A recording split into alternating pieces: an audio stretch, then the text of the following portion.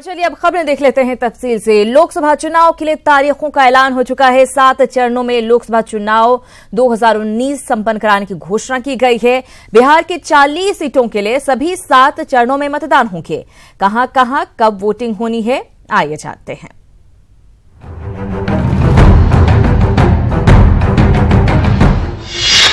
आ गई है आम चुनाव की तारीख, शुरू होने जा रहा है रैलियों का रेला।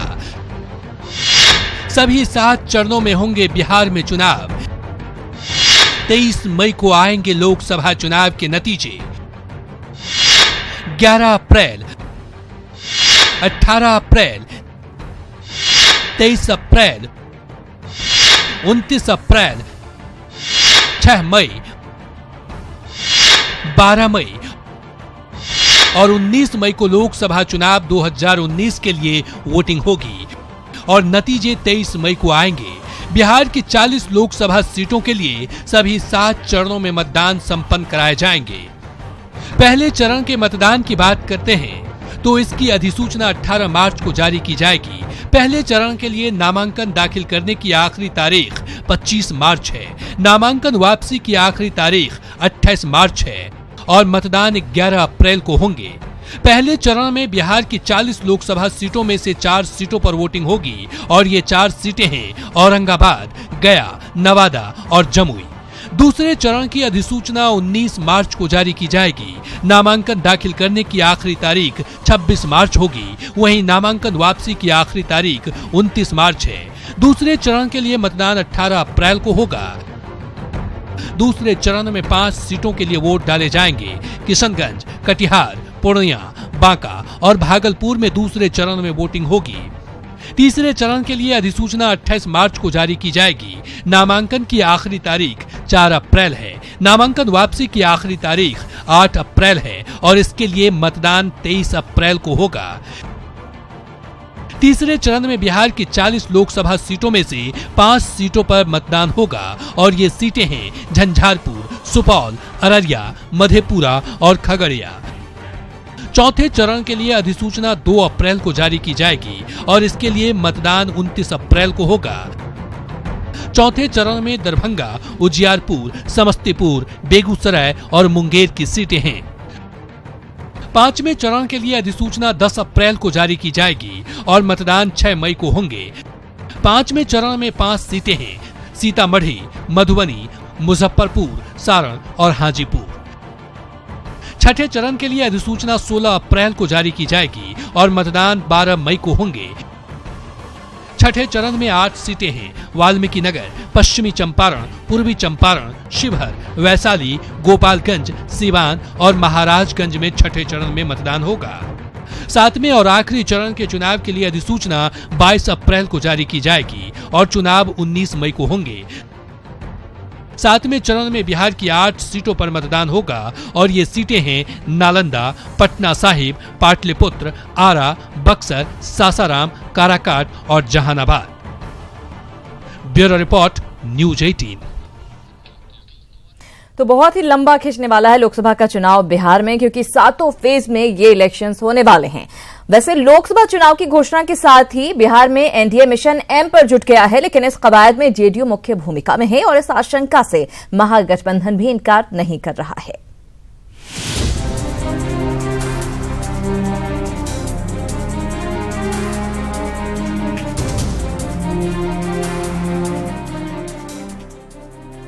बिहार में एमवाई समीकरण के बहाने लंबे समय तक मुस्लिम वोट पर एकाधिकार जमाए आरजेडी हो या सेकुलर पार्टी का तगमा लगाए कांग्रेस, मुस्लिम वोटर पर अपना हक जताते आए हैं और फिलहाल चुनाव में मुस्लिम वोटर का झुकाव भी इस सच्चाई को और पुख्ता करता है।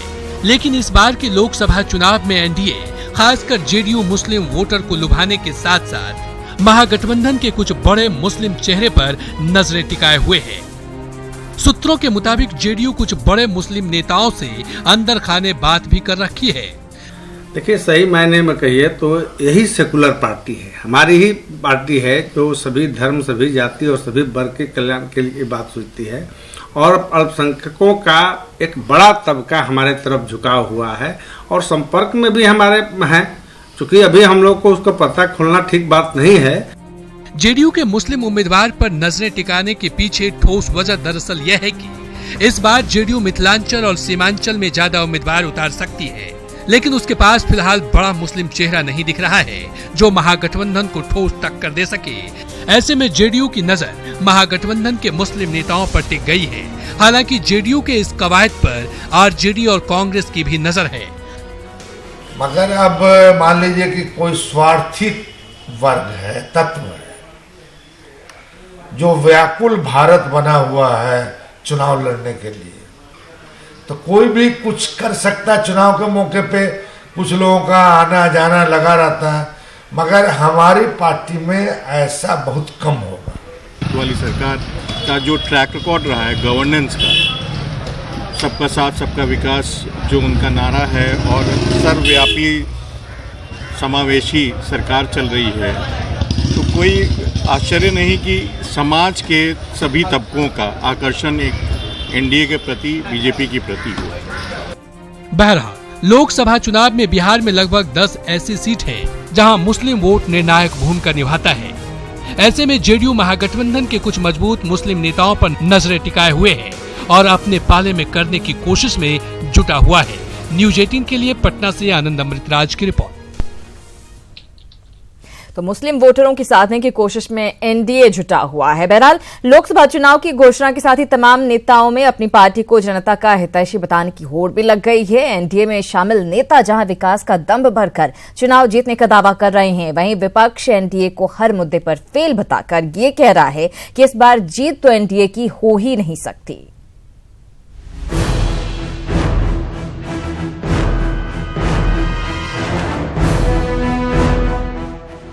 मुख्य चुनाव आयुक्त की प्रेस वार्ता के साथ ही पूरे देश में आचार संहिता लग गई है।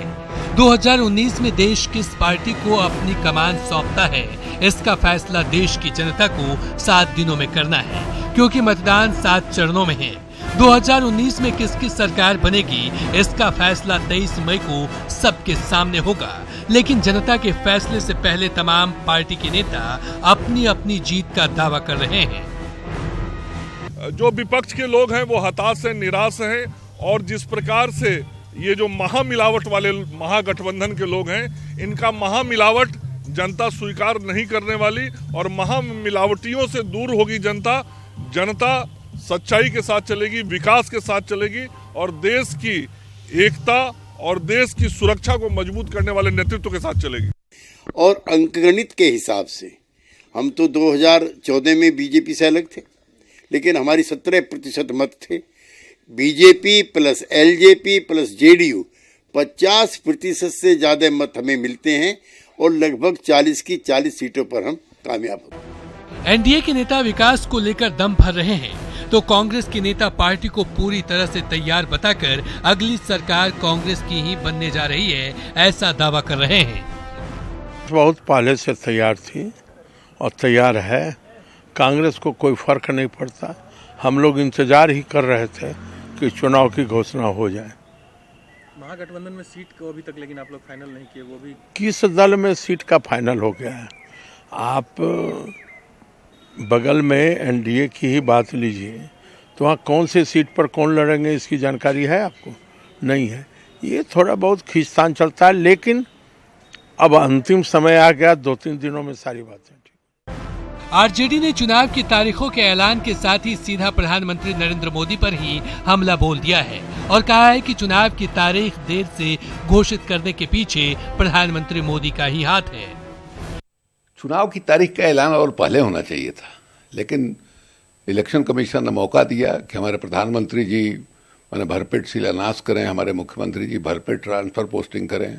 प्रधानमंत्री जी को ये भी मौका मिला कि 13 पॉइंट रोस्टर को लेके जो देश भर में पिछड़ों में, दलितों में, आदिवासियों में एक गुस्सा जो है पैदा हुआ था, जिसको लेकर भारत बंद भी हुआ, उसको शांत करने के लिए वो ऑर्डिनेंस ले आ सकें, इसका भी मौका दिया। एलजेडी अध्यक्ष शरद यादव तो मोदी सरकार को रक्षा से लेकर विकास तक हर मोर्चे पर फेल करार दे रहे हैं। आपके नौजवान को और किसान को मिला दो तो भारत बन जाता है। ये वादे जो है, इन वादों पर एक दिन भी काम नहीं किया है। मॉब लिंचिंग, गाय, गंगा साफ करेंगे, क्या हुआ? तो ये तो बस शुरुआत है, क्योंकि अभी अभी तो चुनाव की तारीखों की घोषणा हुई है। जल्द ही नेताओं के बोल विरोधी दलों के लिए और भी कड़वे होने लगेंगे और जो नेता सालों से क्षेत्र में नजर नहीं आ रहे थे, वो अब जनता के पैर पकड़ने उनके घर तक पहुंचेंगे। Bureau report, news 18। उधर गोपालगंज में आरएलएसपी प्रमुख उपेंद्र कुशवाहा ने कहा कि महागठबंधन में सीट बंटवारे को लेकर कोई मतभेद नहीं है। उन्होंने कहा कि 4 से 5 दिनों में यह तय हो जाएगा कि कौन सी पार्टी कहां से चुनाव लड़ेगी। महागठबंधन के नेता आपस में बैठकर यह तय कर लेंगे। इस दौरान उपेंद्र कुशवाहा ने पीएम मोदी पर जमकर भड़ास निकाली। देखिए, कोई मतभेद जैसा नहीं है, स्वाभाविक है। अभी एनडीए में भी सीट की संख्या भले पहले अनाउंस हो गई है, लेकिन कौन पार्टी कहां से लड़ेगी अभी तक उनके यहाँ भी तय नहीं। स्वाभाविक है, अब इलेक्शन आ गया है तो हम लोग भी तय कर लेंगे। एक तो कोई गठबंधन हो, उस गठबंधन में कोई पार्टी चाहती है कि हम अपने खाता में ज्यादा सीट लाएं, हर कोई चाहता है, तो उस दृष्टि से थोड़ा रहता है। लेकिन अब मुश्किल से 4-5 दिन के अंदर तय हो जाएगा कि कहां कौन पार्टी को लड़ना है। और जैसे ही चुनाव की घोषणा हुई है, नेताओं के साथ साथ अधिकारी भी एक्शन में आ गए हैं। मधुबनी कलेक्ट्रेट में चुनाव की घोषणा के बाद प्रशासनिक अधिकारियों ने एक बैठक का आयोजन किया। इस बैठक में मीडिया कर्मियों के साथ साथ विभिन्न राजनीतिक दलों के प्रतिनिधि भी मौजूद रहे। जिला निर्वाचन अधिकारी सह जिला पदाधिकारी ने निर्वाचन आयोग की तरफ से जारी दिशा निर्देश की जानकारी देते हुए कहा कि आदर्श आचार संहिता को सख्ती से लागू कराना प्रशासन की प्राथमिकता में है। वहीं डीएम ने कहा कि सभी राजनीतिक दल अपने अपने बैनर, पोस्टर, दीवार लेखन, गाड़ी पर अनाधिकृत नेम प्लेट और झंडे को 24 घंटे के भीतर हटा लें। और चुनाव आयोग की घोषणा के साथ ही पूर्वी चंपारण में आदर्श आचार संहिता लागू हो गई है। डीएम और एसपी ने अधिकारियों के साथ संयुक्त प्रेस सम्मेलन कर आचार संहिता के नियमों की जानकारी दी और कहा कि अब धरना प्रदर्शन और उद्घाटन शिलान्यास पर पूर्ण प्रतिबंध होगा। साथ ही अब आम लोग महज 50,000 रुपए लेकर कहीं जा सकेंगे। इससे अधिक रुपए लेकर चलने और पकड़े जाने पर रुपए जब्त होंगे। वहीं देर रात तक तेज आवाज में कुछ भी बजाना प्रतिबंधित किया गया है।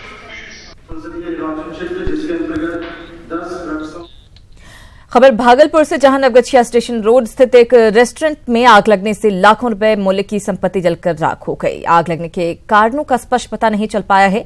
फायर ब्रिगेड के सहयोग से कड़ी मशक्कत के बाद आग पर काबू पा लिया गया। भागलपुर की तस्वीरें आपको दिखा रहे हैं। स्टेशन रोड के पास एक रेस्टोरेंट में आग लगने से लाखों का नुकसान हुआ है। तस्वीरें आप देखिए, भयानक आग ने लाखों की संपत्ति को स्वाहा कर दिया।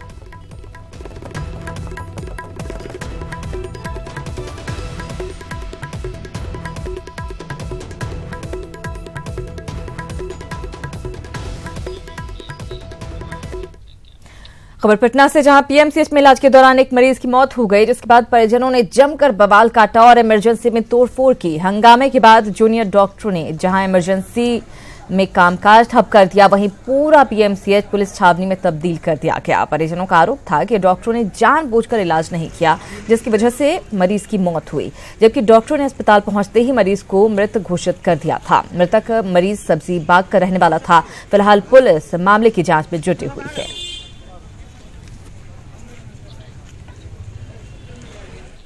उधर मधेपुरा के उदा किशनगंज उपकारा में जेलर द्वारा महिला कर्मी से मारपीट का मामला सामने आया है। बीती रात जेलर ने महिला कर्मी से मारपीट की, जिसके बाद पुलिस कर्मियों ने जेल में हंगामा मचाया। सूत्रों के अनुसार जेलर ने नशे की हालत में महिला से मारपीट की है। तो मधेपुरा का यह मामला है, जहां जेलर ने महिला कर्मी से मारपीट की और बताया जा रहा है कि शराब के नशे में जेलर था जिस वक्त ये घटना घटी है।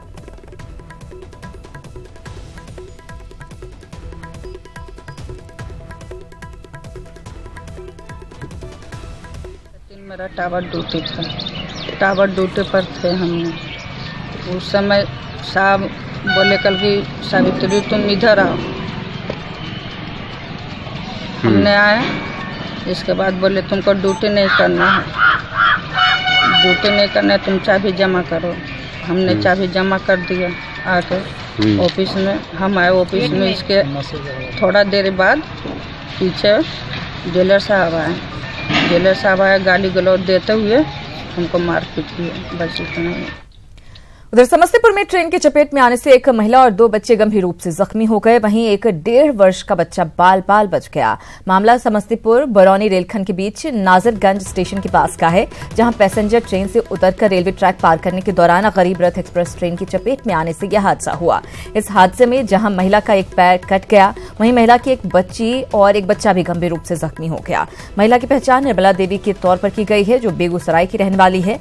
स्थानीय लोगों के प्रयास के बाद सभी को सदर अस्पताल भेजा गया, जहां से उसे डीएमसीएच रेफर कर दिया गया है।